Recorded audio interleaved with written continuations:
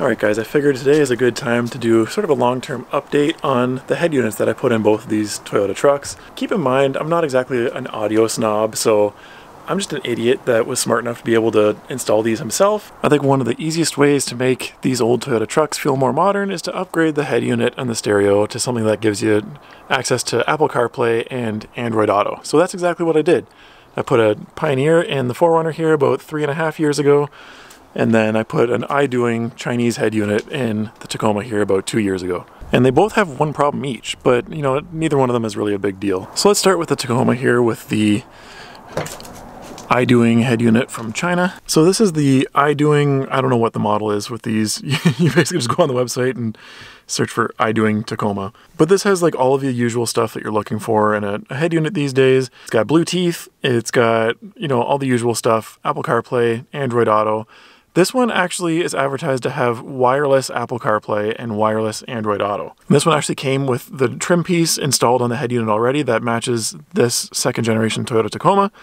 And that's kind of nice. You don't have to source your own trim piece from a third party or something. It's all connected, ready to go. I did have a few fitment issues with getting this stuff to fit. I think there was a clip or something that wasn't quite right that I had to cut off or something. I can't remember. I do have an install video on this head unit from a couple years ago. The screen, I gotta say, the responsiveness, is that a word? Responsiveness? It's good. Like it's fairly quick. The in this Tacoma is quite a bit bigger than the one that I have in the 4Runner, just due to the shape of the dash. This one just has a bigger hole to put a head unit in. Did it improve sound quality? Yes, but I can tell that the factory speakers in this truck are definitely holding it back.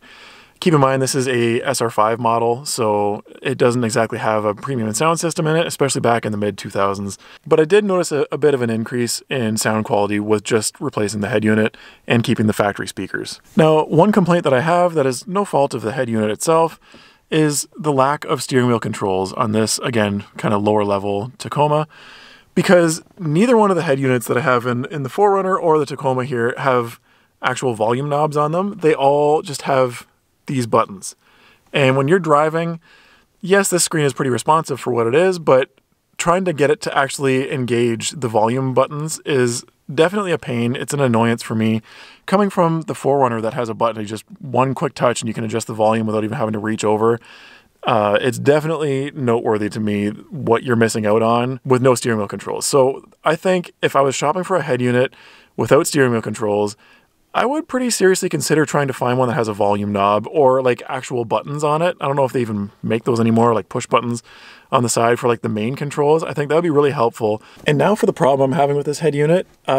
Remember, it's advertised as wireless Apple CarPlay and wireless Android Auto. The wireless CarPlay works. I could get it to work, but the wireless Android Auto has never worked in the 2 years that I've owned this head unit. And I've been back and forth with customer service with iDoing. I will say they have great customer service. They give you advice, they answer the messages.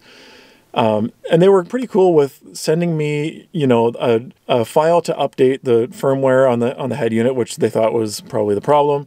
And they even sent me like a YouTube video that somebody had made with instructions of how to update the head unit. So it was super helpful. But the problem was I got to a point where the answers to my messages started being repetitive. Like, first they were like, try this, that didn't work. Try this, that didn't work. But then it was like, okay, you need to update the firmware. Here's the update file. And I would look at the previous one that they'd given me and it was the same file.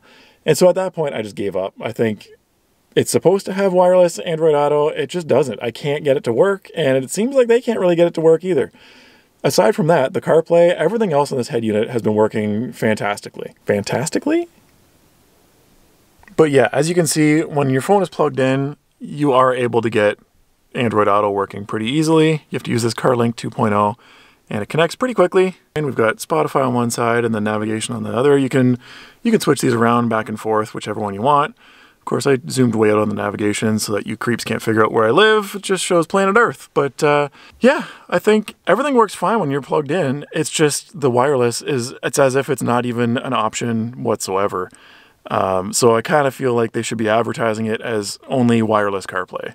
Maybe there's something I'm missing here, guys. If you know something else that I can try besides updating the firmware, let me know. And iDoing, if you guys are watching this thing still don't work.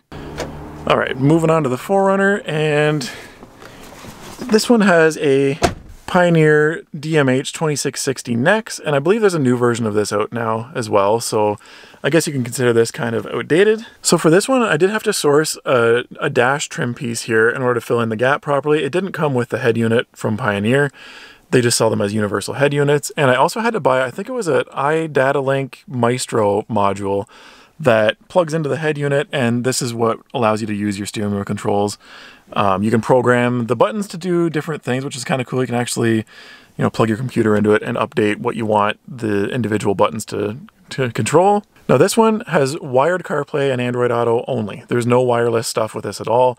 It does have Bluetooth. I've got the microphone up there for hands-free calling and stuff, but it's just wired CarPlay and Android Auto. Now this is kind of nice because with the Maestro unit, it actually plugs into the OBD2 port for this, so you can actually you can get some features from the car itself. You can you have all these kind of gauges and stuff that you can fine-tune these to be whatever you want them. You can kind of play around with these to have whichever ones you want to see.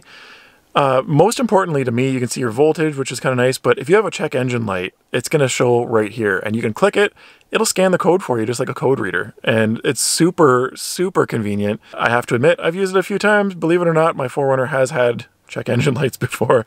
So that's a really nice little extra feature that I don't know is available on the iDoing unit in that truck without maybe upgrading or downloading other apps and stuff to it. This is all, it comes loaded on the system. So again, responsiveness, I would say it's about the same amount of lag as the iDoing unit.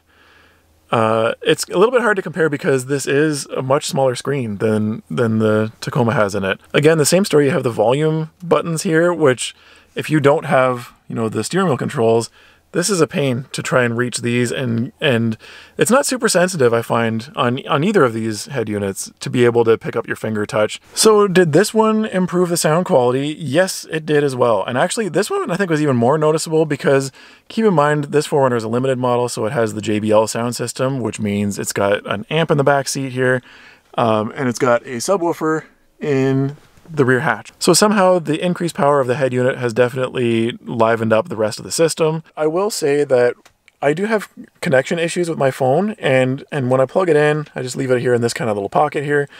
If I bump my phone, or if I bump the connection here, it cuts out and it has to reconnect again. Now that's not the head unit's fault. It's obviously the USB cable's fault, but I mean, that wouldn't be an issue if this had wireless Android Auto, would it? So it kind of makes you think. So remember I said I have one problem with each of these head units, and the problem with this Pioneer one is it just freaking turns off every once in a while. Like you'll just be driving down the highway and the screen goes black, and then it'll turn off for a few seconds, and then it'll reboot and start all over again. It'll give you the little warning about don't look at the screen while you're driving, and then it connects to everything again.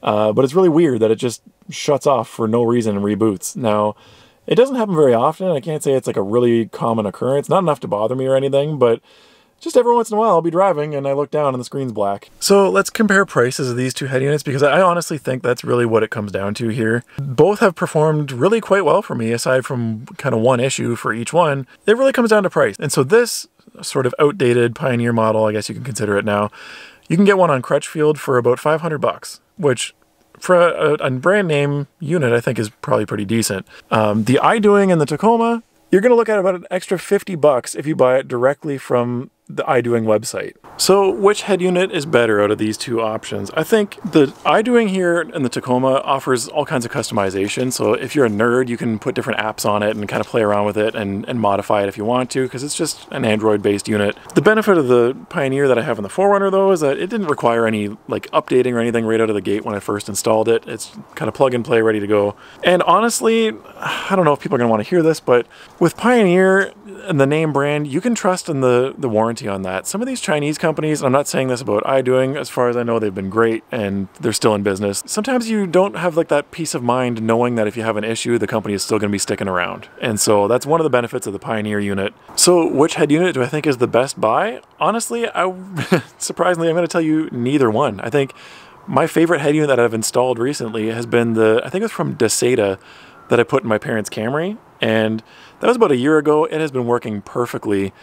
They've taken that car on road trips and stuff and have never had a single hiccup with it. It's got all of the features that you could ask for. I think it works out to be about 600 bucks, so it's a little bit more expensive than these two options.